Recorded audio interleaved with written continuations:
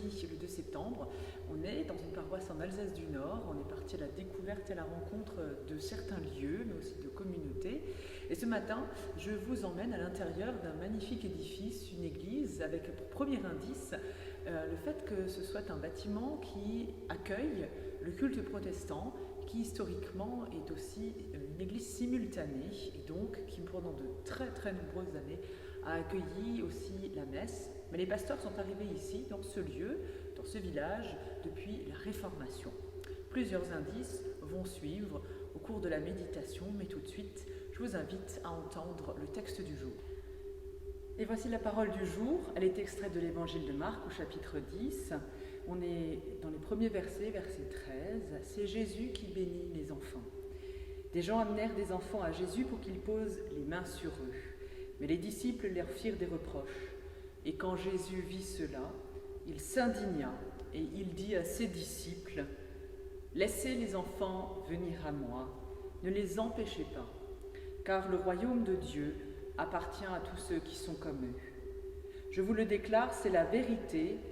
Celui qui ne reçoit pas le royaume de Dieu comme un enfant ne pourra jamais y entrer. » Ensuite, il prit les enfants dans ses bras, il posa les mains sur chacun d'eux et les bénit.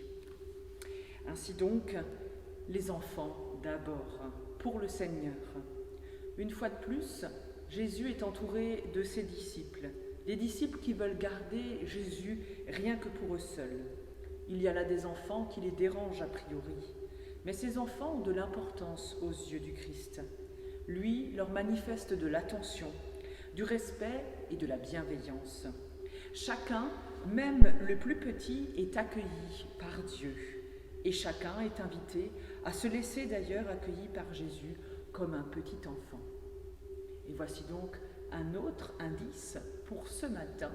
Dans ce lieu, dans cette communauté, les enfants sont accueillis et tous les baptisés sont accueillis grâce à leur nom posé sur un arbre de vie.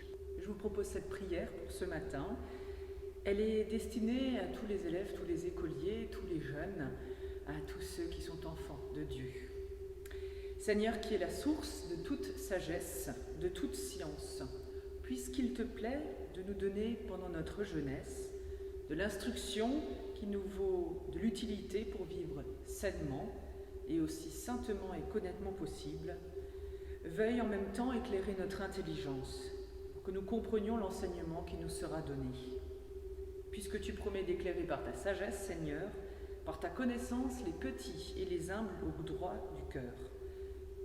Seigneur, nous te le demandons. Crée en nous cette véritable humilité qui nous rendra dociles et obéissants à toi tout d'abord, mais aussi à tous ceux que tu as établis pour nous instruire. Veuille en même temps disposer notre cœur afin que nous renoncions aux mauvais désirs, que nous te recherchions ardemment, que notre seul but, ô Dieu, soit de nous préparer maintenant à te servir dans la vocation où il te plaira de nous appeler. Amen. Cette prière nous vient de Jean Calvin, le réformateur.